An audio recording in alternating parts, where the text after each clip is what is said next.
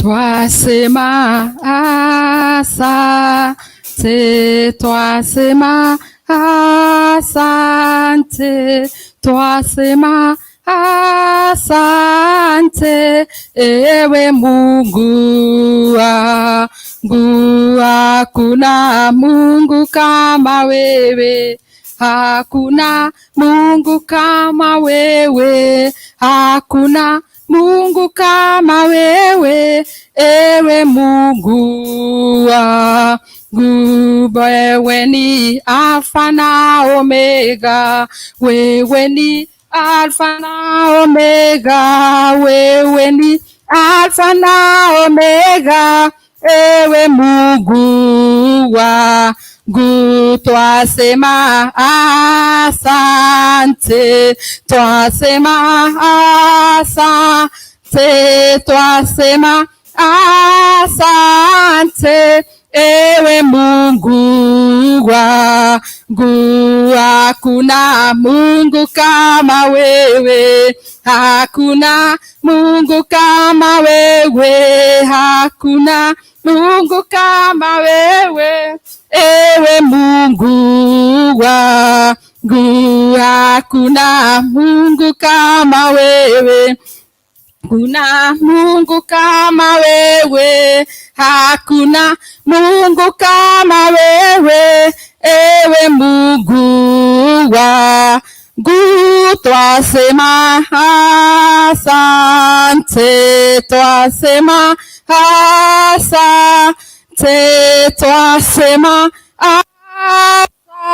asante, ewe Mungu wangu. Twasema asante, twasema asante, twasema asante, ewe Mungu wangu.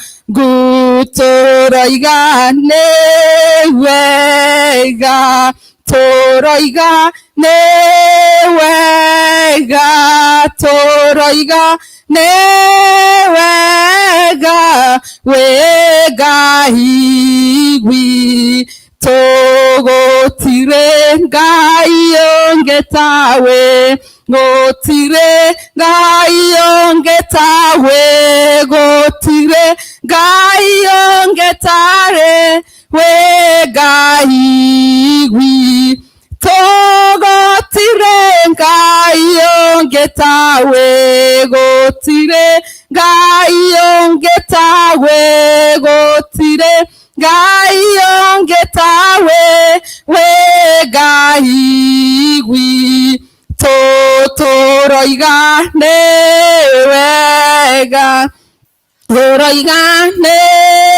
newega, toroiga newega, wega higwi Tusimame tuombe. Baba, kwa jina la Yesu Kristo, tunakushukuru adhuhuri ya leo. Twasema ni asanti, ni kwa maana wewe ni Bwana Mungu mtakatifu. Hakuna Mungu kama wewe Jehova. Tunakiri na vinywa vyetu ya kwamba hakuna mwingine aliye kama wewe. Ni wewe tu unastahili kuabudiwa na kuinuliwa. Ni wewe tu unastahili kila wakati Jehova. Unastahili katika maisha yetu, unastahili katika mambo yetu yote Bwana Jehova. Mungu wetu wa amani, twakuita ni kwa maana tunapokuita wewe utuitika. Twakuomba Bwana milele ukawe pamoja nasi mchana mwema wa leo. Tunapoenda kushiriki mkate wa mbinguni, tunaomba ya kwamba ukawe pamoja nasi. Tunakuomba ewe mfalme mwema, tunapoenda kuomega pamoja Bwana Jehova ukawe pamoja nasi. Tuomba ushirika wako mchana mwema wa leo. Ni kwa maana Bwana hatuwezi bila wewe. Twakuhitaji Mungu wetu kwa mambo yetu yote. Twakuhitaji Mungu wetu hata kwa hii madhabahu. Twakuhitaji hata katika ibada ya adhuhuri. Twakuhitaji mfalme mwema hata katika hii program Jehova. Tunakuomba Mwenyezi Mungu wetu, kaweze kunena na wana wako, kanene na kanisa lako Jehova, kwa utukufu wa jina lako. Tunakushukuru Mfalme, ni kwa sababu wewe ndio umetuita kwa wakati huu, na umesema katika neno lako umetuita kwa jina lako. Kwa hivyo tukuka Mfalme mwema, na ukaonekane kwa njia ya kipekee. Asante, ni kwa sababu wewe ni Mungu na hakuna aliye kama wewe. Pokea sifa, pokea shukurani, na ni kwa jina la Yesu Mwokozi wetu tuomba na tuwashukuru. Amen, amen. Bwana asifiwe. Bwana asifiwe kanisa. Kwa majina yangu naitwa Catherine, na zaidi yote Yesu Kristo ni Bwana na Mwokozi wangu. Tuko hapa ni kwa ajili ya wema wa Bwana. Otherwise kama ingekuwa ni Bwana tungekuwa mahali hapa. Kwa hivyo tunajihesabu ya kwamba tumebarikiwa mchana mwema wa leo, ni kwa sababu ni sisi Bwana ambao ameita ili tukaweze kusimama katika pengo. Nataka kuwakaribisha wote ambao wanatutazama kwenye runinga zao, wale wote ambao wanatutazama kwenye Facebook, wale wote wanatutazama katika mitandao yote. Jehova Mungu wa milele kaweze kuwabariki na kaweze kututendea mchana mwema wa leo. Nataka kuamini Mungu ya kwamba nanena na kanisa la Yesu Kristo, kanisa ambalo limeitwa na Bwana, ni kwa sababu ya nyakati hizi za mwisho. Kwa hivyo mchana mwema wa leo tunataka tushiriki na ninyi neno la Mungu ambalo liko katika kitabu cha Ufunuo, na ni Ufunuo 3, Revelation 3, na tutasoma kutoka mstari wa 14. Yes, mahali ambapo malaika ananena na kanisa la Laodicea. Bwana asifiwe. So tutasoma na Kizungu. Revelation 3:14 mstari wa 14. To the angel of the church of Laodicea write, these are the words of the Amen, the faithful and the true witness, the ruler of God's creation. I know your deeds, that you are neither cold nor hot. I wish you were either one or the other. So because you are lukewarm, neither hot nor cold, I'm about to spit you out of my mouth. You say, I'm rich, I have acquired wealth, and do not need a thing. But you do not realize that you are wretched, pitiful, poor, blind, and naked. I counsel you to buy from me gold refined in the fire, so that you can become rich, and white clothes to wear, so that you can cover your shameful nakedness, and salve to put on your eyes, so that you can see. Those whom I love I rebuke and discipline. So be earnest and repent. Here I am, as I stand at the door and knock. If anyone hears my voice and opens the door, I will come in and eat with him, and he with me. To him who overcomes, I give the right to sit with me on my throne, just as I overcame and sat down with my Father on his throne. He who has an ear, let him hear what the Spirit says to the churches. Bwana asifiwe. Praise God. Bwana ni mwema na ni mwaminifu. Haya ni maneno kutoka kinywa cha Bwana. Bwana asifiwe. Tunaona katika neno la Mungu Bwana akinena na John ule alikuwa ameenda katika kisimo Patmos, mahali alikutana na Roho wa Mungu, akamtokelezea kwa njia ya kipekee na akamnenea kuhusu makanisa 7, na akamwambia maneno ambayo ataandikia hayo makanisa. Kanisa ambalo tumesoma kulihusu siku ya leo ni Laodicea. Hiyo makanisa yote ilikuwa 7, na hii ndilo kanisa la 7. Kwa hivyo hili ndilo kanisa la mwisho. Bwana asifiwe. Kanisa la mwisho la nyakati hizo. Praise God. Nasi ndio kanisa la mwisho la nyakati hizi. So tunaposhiriki hili neno, wacheni tukachukue hili neno ni letu, ni sisi Bwana ambao ananenea kanisa la leo. tusikie vile Bwana anataka tukue. Anasema katika neno lake ya kwamba ana rebuke wale ambao anapenda na anawa discipline wale walio wake. Bwana asifiwe. Kwa hivyo tushiriki pamoja. Bwana anasema kutoka mstari wa 14 ya kwamba yeye ndiye Amina. Praise God. Praise God. Anasema ya kwamba he is the Amen. Praise God. Bwana mwenyewe anasema yeye ndiye Amina, kumaanisha ya kwamba yeye ndiye mwisho. Praise God. Kwa hivyo hakuna mwingine tunagojea, hakuna mwingine atakuja isipokuwa yeye mwenyewe Yesu Kristo. Yeye ndiye, maandiko inasema kwamba yeye ndiye wa mwanzo na ni yeye wa mwisho. Hapa ameongeresha kanisa kama yeye ndiye wa mwisho. Ndio neno linaanza na kusema ya kwamba yeye ndiye Amina, the faithful and the true witness. Praise God. Ya kwamba yeye ndiye mwaminifu na yeye ndiye wa ukweli, yeye ndiye mshuhuda wa kweli. Bwana asifiwe. Anasema ya kwamba he is the ruler of God's creation. Bwana asifiwe. Hivyo Yesu Kristo anatufunulia kwamba amepewa ushukani yeye mwenyewe ili akatawale ubaji wa Mwenyezi Mungu wetu. Bwana asifiwe. Na anasema, anaendelea na kuambia kanisa ya kwamba anajua matendo yetu na anatuelewa ya kwamba we are not hot, neither are we cold. Praise God. Na anaendelea kusema ya kwamba tuko hapo katikati. We are lukewarm. Bwana asifiwe. Alafu anatualika na anatuita, anatuambia we better be one of it. Either tukue baridi ama tukue cold. Bwana asifiwe. Roho wa Bwana anasema nini na kanisa? Anatuambia tuache kuingia kwake, kwa nyumba yake, mguu moja iko ndani, ingine iko nje. Bwana asifiwe. So hii ni calling ya kwamba juu tumekubali na tumeitwa mwito na tumeitika. Bwana anatuambia tuingie kwa nyumba yake na miguu yetu yote. Bwana asifiwe. Tuingie, tusiache mguu moja iko kwa dunia na ingine iko kwa ufalme wa Bwana. Bwana asifiwe. Bwana anasema amechoka nasi na anasema kwamba ako karibu kututema. Praise God. Anaambia kanisa ako karibu kututema.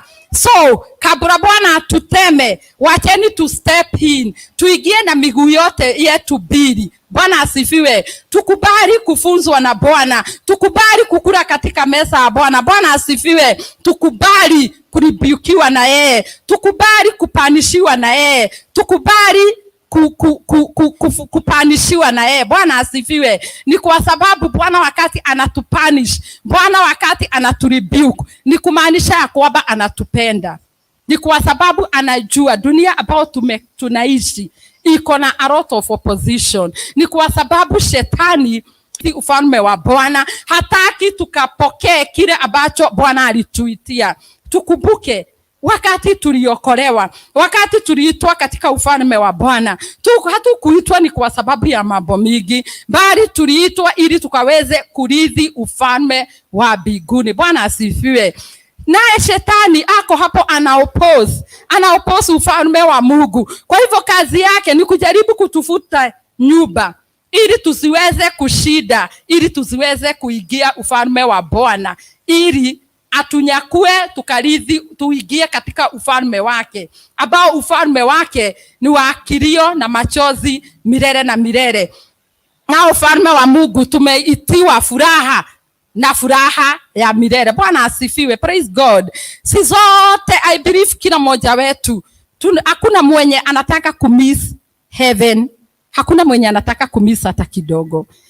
So we better tuingie na miguu yote mbili. Bwana asifiwe. Ni kwa sababu Bwana anasema heri ukae nje kuliko ukuwe umekaa hapo katikati, uko lukewarm.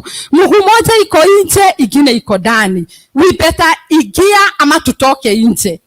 tukae huko tukamtumikie mwovu, ama tuingie ndani tumtumikie Bwana? Ni kwa nini Roho wa Mungu anasema hivyo? Ni kwa sababu ufalme wa Mungu ni ufalme mtakatifu, ni ufalme ambao umejawa na usafi, umejawa na utakatifu. Ni kwa sababu kiongozi wa hii ufalme ni Mungu yeye mwenyewe, na yeye mwenyewe anasema yeye ni mtakatifu, na pia nasi ametuita tukae watakatifu kama yeye. Bwana asifiwe. Kwa hivyo ni kumaanisha kwamba Bwana hataki tuingie kwa nyumba yake tukiwa wachafu. Praise God. Nao njia ya kujiosha ni gani? Ni kutakasika, ni kutakaswa na Bwana, ni kutubu dhambi zetu, ni kumwendea Bwana kama tuko wasafi.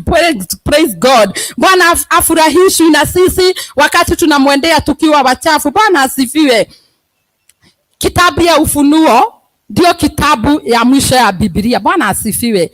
So after yale mambo yote tumefunzwa, hii safari yote kutoka Genesis mpaka hii maandiko yote kutoka Genesis mpaka the book of Jude, mkanisa imekuwa ikifunzwa, ikikuipiwa na mambo mingi, lakini Bwana aliona ni mzuri dakika ya mwisho akimalizia atupatie ufunuo. Hii kitabu imebeba utajiri mwingi wa ufalme wa mbinguni. Ni kwa sababu hapa Bwana ndiye amejifunulia kanisa yeye mwenyewe. Praise God. Ni kwa sababu wakati Kristo alikuwa hapa ulimwenguni, alikuja kama amejifaa mwili wa mwanadamu, akakaa na wanadamu, akahubiri, akafanya yale mambo yote inafanyagwa kwa ulimwengu. Lakini kwa hii kitabu ametokelezea Yohana na akaanza kunena na kanisa kama mtakatifu wa Mungu. Bwana asifiwe. Kama amefaa mwili mwingine,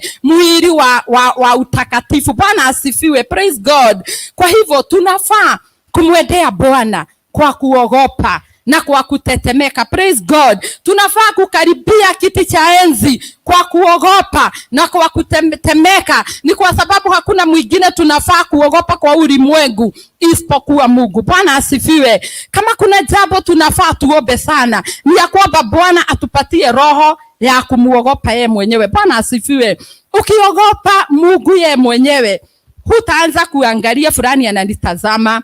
Hutaogopa mchungaji wako. Praise God. Hutaogopa mzazi wako, hutaogopa watoto wako, utaogopa Mungu. Mungu ambaye anakuonanga kila mahali. Mungu akonaye kuonanga unaporara, anakuona unapoinuka, anakuona hata wakati uko kwa chumba chako ukiwa peke yako, hata ukijifungia kwa nyumba yako ukiwa peke yako.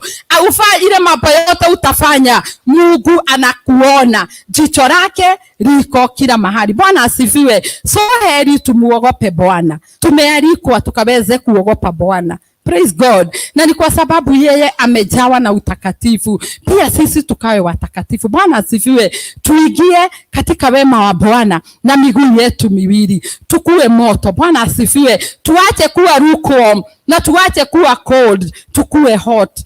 Better be hot for our Lord. Praise God. Ni kwa sababu Bwana anakuja kutulipa.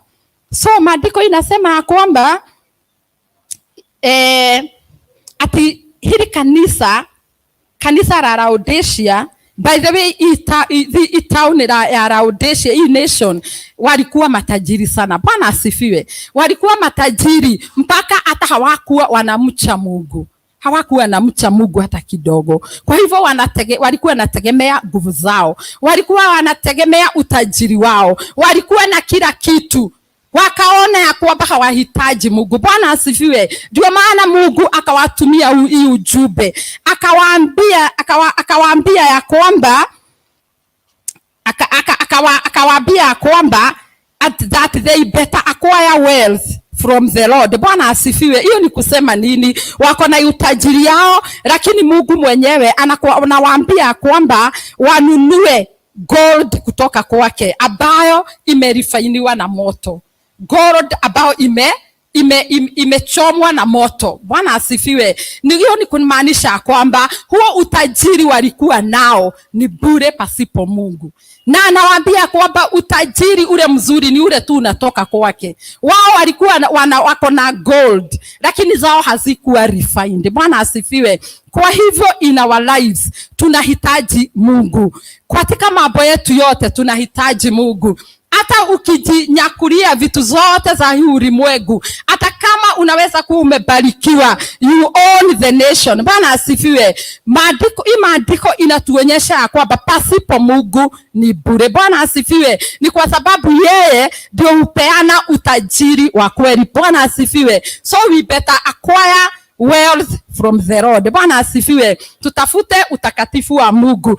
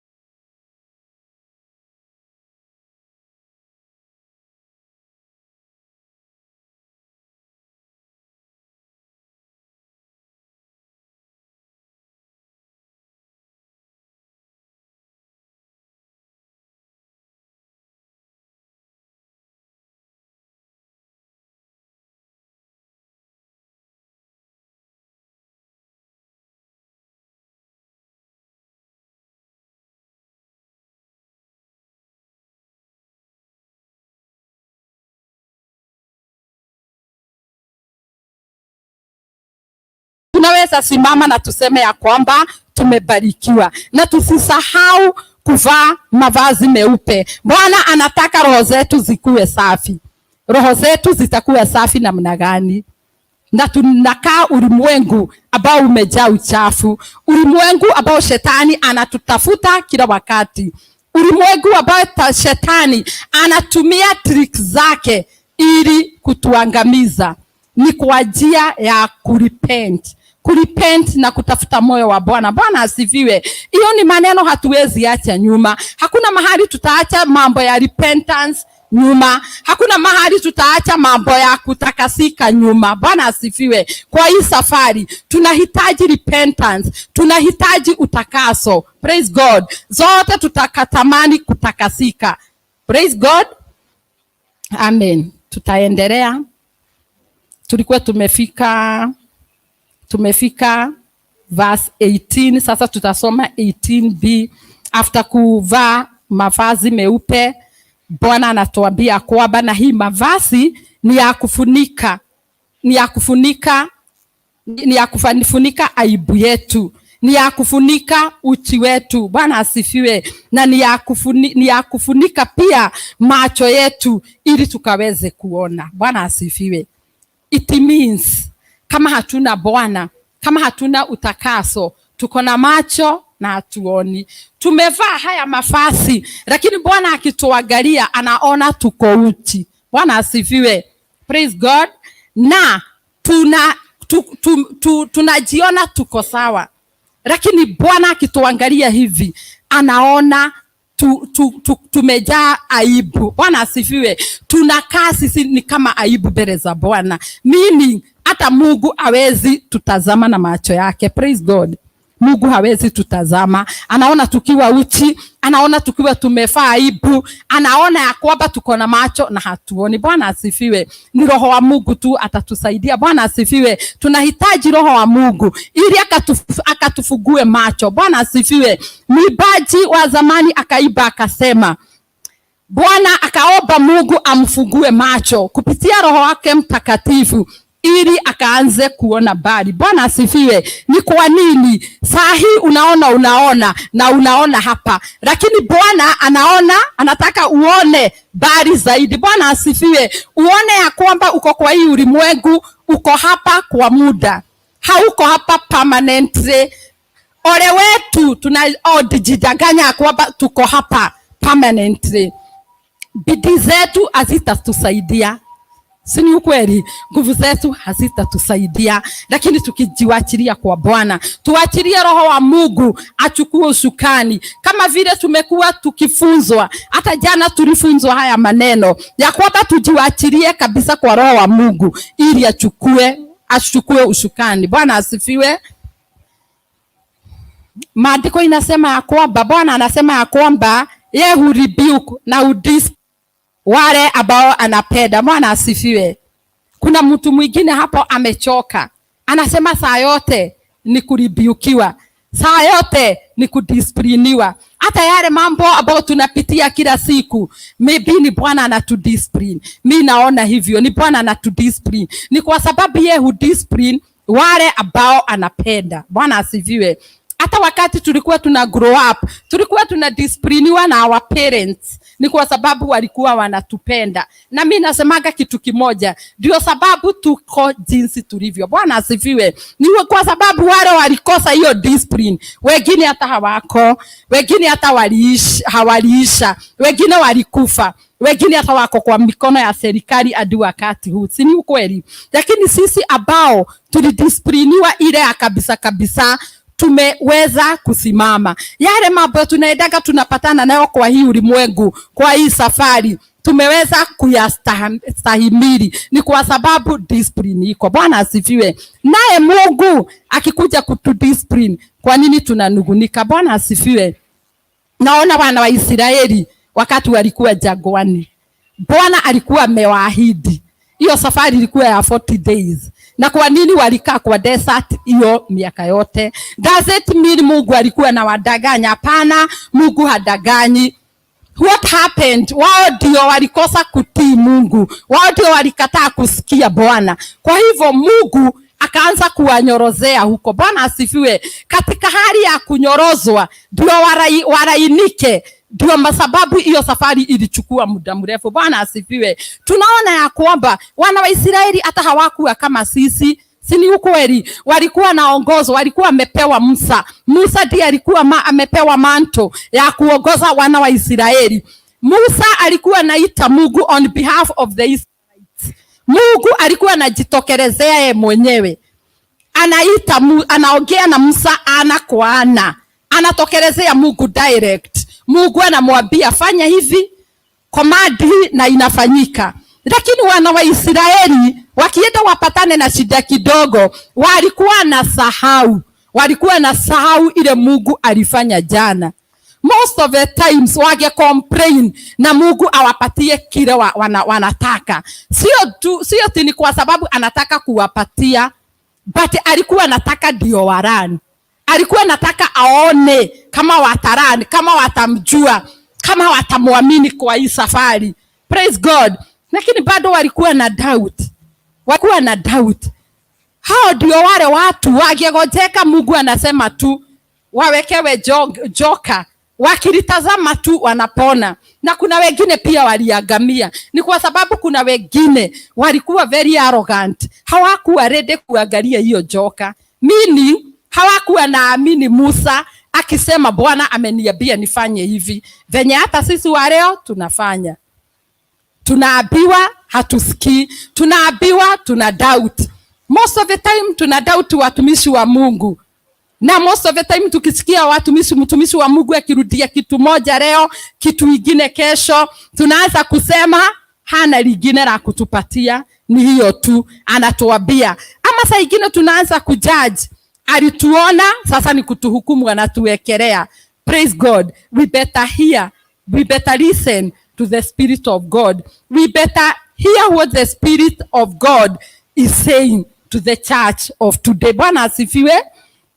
So be honest and repent. Neno ni lile tu, kurepent. Maandiko inasema kwamba if anyone hears if anyone hears okay, neno linasema in verse 20, here I am. Hiyo ni Mungu anasema, I stand at the door and knock. Bwana anasema kwamba ako mlangoni na anabisha. Tuko tayari kumfungulia. Praise God. Bwana amesimama kwa mlango ya roho zetu.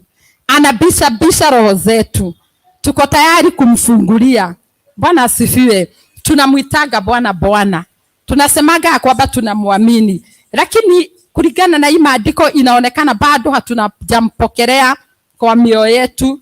Ndio maana mpaka saa hii amesimama kwa milango ya roho zetu. Bado anaendelea kubisha. Hatufugui. Bwana asifiwe. We better tusikize roho wa Mungu. Bwana asifiwe. We better know the times we are living. Tunahitaji tujue nyakati ambazo tunaishi. Bwana asifiwe. Tunafaa tusikize vile roho anasema na kanisa. Bwana asifiwe. Ni kwa sababu kuna mwaliko, kuna sauti ambayo inanenea kanisa la Bwana. Bwana asifiwe. Na sisi ndio kanisa la Bwana. Praise God. You are the church. I am the church. Bwana asifiwe. Maandiko inasema ya kwamba we are the temple of the Holy Spirit. Kwa hivyo Bwana anaishigi ndani yetu. Praise God. Wakati Kristo alizaliwa, alipewa jina Emmanuel. Emmanuel inamaanisha kwamba God with us. Kwa hivyo Yesu anakaa ndani yetu. Bwana asifiwe. Lakini kuna wengine wetu bado hatujamfungulia.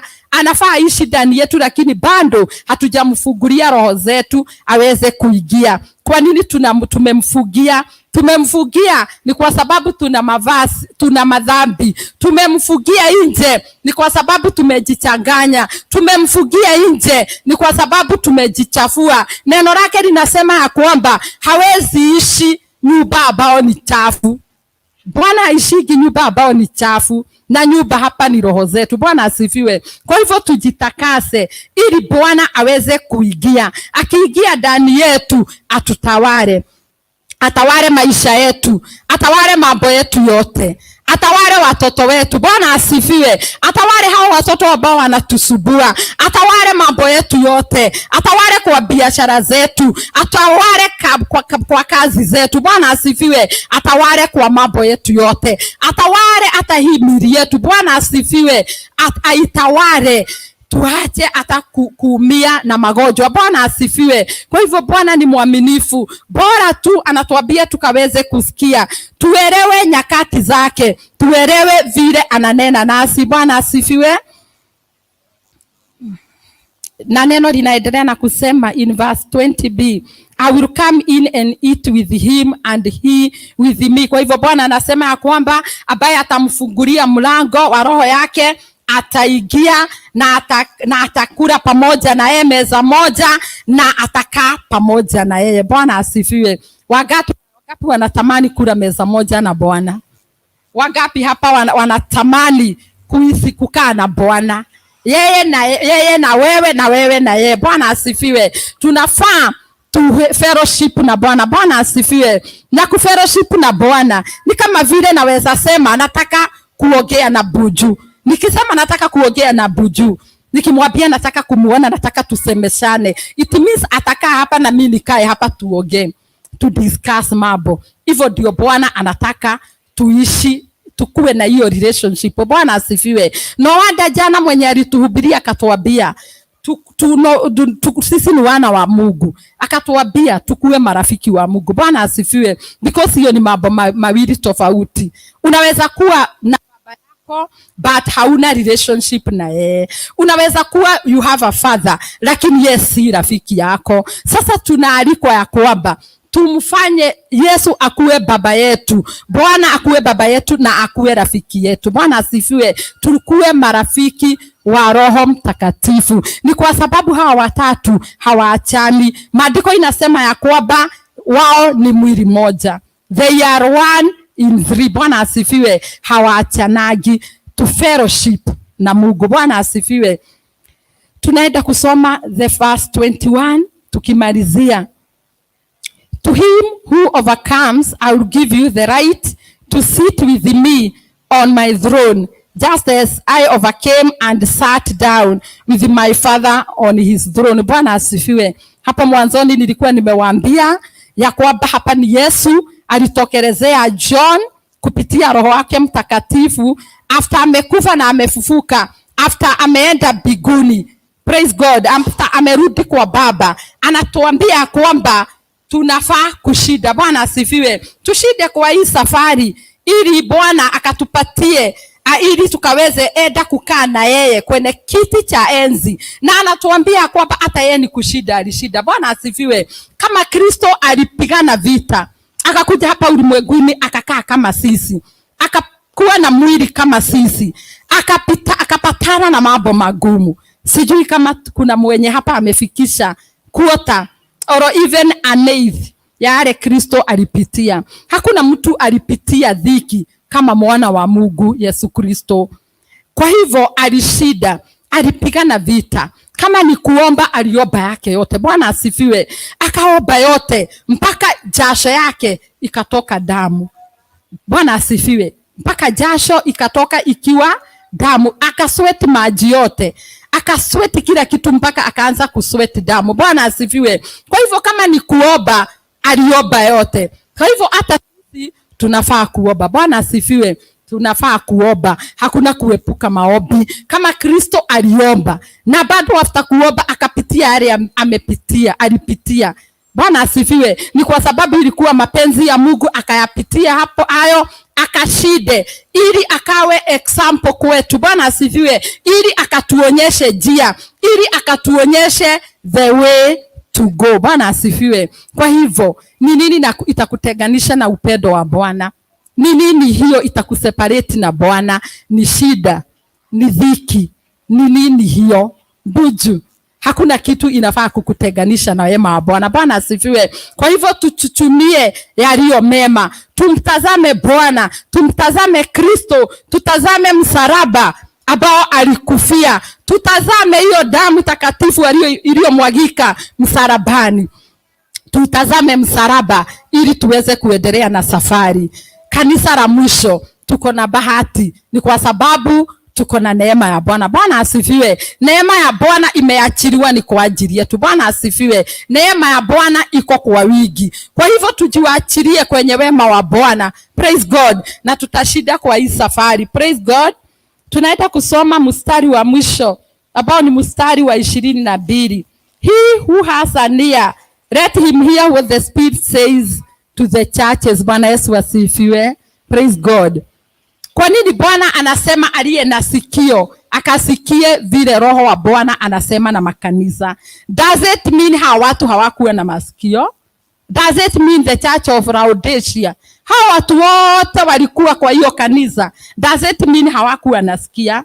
Hawakuwa visiwi, si ni ukweli? Na kwa nini Mungu anasema abaye ako na sikio asikie vile Roho anasema? Bwana asifiwe. Wale wanasikiaga Roho wa Mungu hawasikiangi tu na hii masikio. Tukubaliane hapo. Ni kwa sababu hata neno la Mungu linasema kwamba faith comes by hearing and hearing of the word of God. Kwa hivyo ni kusikia na kusikia. Unasikia na hii na unasikia kutoka ndani. Bwana asifiwe. Kusikia kupitia the Spirit of God. Kwa hivyo tunahitaji Roho wa Mungu. Bwana asifiwe. Ili tukaweze kusikia kutoka kwa Mungu. Praise God. Kwa hivyo kanisa la Bwana tumealikwa.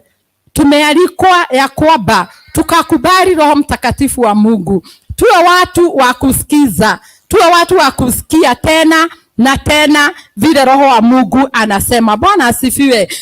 Tujiachilie kwenye neema hii ya ajabu ambao tumepewa. Bwana asifiwe. To take advantage kwa ile gharama Yesu alitoa ni kwa ajili yetu. Praise God. Tuache kuwa ignorant. Bwana asifiwe. Tukubali kusubmit. Praise God. Tukubali kuwa obedient. Tuobey Mungu. Naye Bwana atatufunza mambo makuu. Atatufunza mambo na atatufunulia mambo ambao hatujawahi sikia. Mambo ambao haijawahi onekana na mtu yeyote. Atatufunulia hayo. Bwana asifiwe. Kuna mtu hapo waga anawanda ati kuna watu wanasema Mungu alisema. wanashindwa Mungu anasemanga nini, Mungu anaongeaga aje, anatumiaga sauti gani. Ukijiachilia kwa Bwana, ukiwaachilia kwa Roho wa Bwana, utakuwa unanena na Bwana na atakuwa ananena na wewe. Bwana asifiwe. Ule Mungu alikuwa wakati wa Musa, bado wako. Bwana asifiwe. Bado wako, hajabadilika. Neno lake linasema ya kwamba ni yeye yule jana, leo, kesho na hata milele, habadiliki kamwe. Bwana asifiwe. Ule Mungu alikuwa ameneemisha Musa those days, bado wako. Bwana asifiwe. Atanena nasi na ametuahidi ya kwamba ataendelea kunena nasi. Ameahidi kanisa la leo ya kwamba ataendelea kunena na kanisa. Anasema ya kwamba bora tufugue masikio. Praise God. Tuweke masikio yetu yakiwa wazi ili tuweze kusikia kutoka kwa Bwana. Bwana asifiwe. Kwa hivyo uko hapo unamhitaji Bwana. Unamhitaji Bwana kwa njia ya kipekee. Unahitaji kusikia kutoka kwa Bwana. Umefika mwisho wako. Umeshindwa, umeongea na watumishi wa Mungu. Umeongea yako yote na umekosa majibu. Bwana asifiwe. Unajiuliza ufanye nini? Unajiuliza utasaidika namna gani? Jiwachilie kwa Bwana. Praise God. Bwana ako tayari kukusikiza. Praise God. Nawe ukuwe tayari kusikia kutoka kwa Bwana. Praise God. Kwa hivyo mchana mwema wa leo tutafika hapo, na Bwana ni mwema na mwaminifu. Kanisa, tukubali kufunzwa na Roho wa Bwana. Praise God. Watazamaji wetu wale wako kwa mitandao, Bwana ni mwema na Bwana ni mwaminifu. Sisi ndio kanisa, wewe uko hapo ndio kanisa. Bwana asifiwe. Wakati Roho wa Mungu anaongea na kanisa, anaongea na wewe. Bwana asifiwe. Wewe ndio kanisa la leo. You are the church of today. Bwana asifiwe. Wakati Roho wa Bwana anasema, anaongea na kanisa, ananena na wewe. Kwa hivyo fungua moyo wako. Fungua roho yako. Bwana anasema ako kwa mlango ya roho yako. Anabisha, umfungulie. Kwa hivyo jiwachilie ili Bwana aweze kuingia ndani yako. Jiwachilie kwa Emmanuel ili aweze kuingia kwa moyo wako. Bwana asifiwe. Praise God. Oh yes. Kutoka na hilo neno tumeelewa ya kwamba Jesus is the Amen. Ndio sababu neno la Mungu linasema kwamba he is the Alpha and Omega. Yeye ndiye mwanzo na ndiye mwisho. Praise God. He is the true witness. He is the faithful of God. Bwana asifiwe. Ni yeye tu mwaminifu. Bwana asifiwe. Ni yeye tu ambaye ni true witness. Praise God. Ni yeye wa mwisho. Kwa hivyo hakuna mwingine atakuja. Hakuna mwingine tunagojea. Bwana asifiwe. Ni yeye jana, leo, kesho na hata milele. Bwana asifiwe. Kwa hivyo tumwamini huyu Bwana, tukae na Bwana, tunyenyekee kwake, bali kukula meza moja na yeye. Anatuambia kwamba tumkaribishe, yeye ako tayari, atakuja na atakula meza moja nasi. Kwa hivyo tusimame, tushukuru Bwana. Tunakushukuru Roho Mtakatifu wa Mungu adhuhuri ya leo. Kwa hakika wewe ni mwema na wewe ni mwaminifu. Tunakushukuru kwa ukuu wako na uweza wako. Tunakushukuru kwa neema ya ajabu ambao umetujalia. Mchana mwema wa leo umenena na roho zetu. Mchana mwema wa leo tumesikia kupitia Roho wako Mtakatifu. Nasi twakuhimidi na twakuabudu na twakuinua. Twasema ni asante, ni kwa maana hakuna Mungu kama wewe. Wewe ni mwema na wewe ni mwaminifu kila wakati. Twakushukuru Mungu wetu kwa kunena na roho zetu. Twakushukuru Bwana kwa kufungua macho yetu. Asante ni kwa sababu ya kukubali kufunika uchi wetu. Twakuomba ya kwamba ukatusaidie Bwana, tukachuchumie yaliyo mema, tukatafute utakatifu wako, tukatafute usafi wako Bwana, tukanyenyekee mbele zako Mungu wetu, ili ukaweze kutufunza Mfalme, kama jinsi ulivyokuwa unafunza kanisa la kale. Tunakushukuru ni kwa sababu ni wewe wewe yule jana, leo, kesho na hata hubadiliki. Ni wewe ulikuwa unanena hizo nyakati, na hata wa leo ni wewe unanena nasi. Sisi ndio kanisa lako, sisi ndio mwili wako mtakatifu, sisi ambao ndio umeita ili tukaweze kusimama. Twakuomba ukatushike na mkono wako. Tunakuomba Bwana ukatuwezeshe kwa hii safari ya wokovu. Ni kwa sababu umetuahidia uzima wa milele Bwana. Umetuambia kwamba wewe ulishinda, kwa hivyo pia nasi ni washindi. Jehova, twanyenyekea chini yako, twanyenyekea chini ya msalaba wako Baba mtakatifu.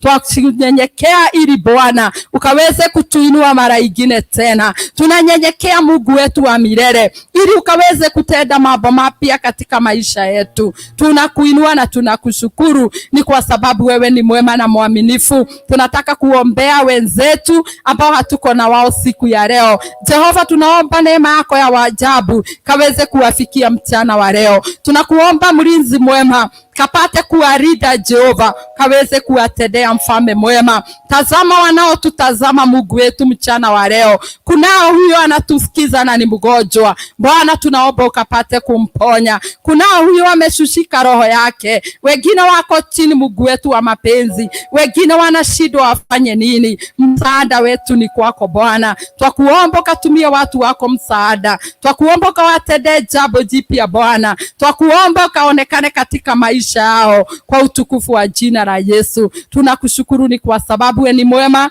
na wewe ni mwaminifu Baba yetu. Hakika hakuna aliye kama wewe Jehova. Sifa na utukufu na heshima ni zako Bwana. Uinuliwe na hata utukuzwe Mungu wetu. Ni kwa sababu wewe ni Mungu milele na milele. Na Jehova Mungu wetu wa mbinguni, hakuna aliye kama wewe. Pokea sifa, pokea shukurani, ni kwa sababu ni zako. Na ni kwa jina la Yesu Mwokozi wetu tumeomba na hata tumeamini. Amen. Now may the grace, the love of God, the fellowship of the Holy Spirit be with us now forevermore.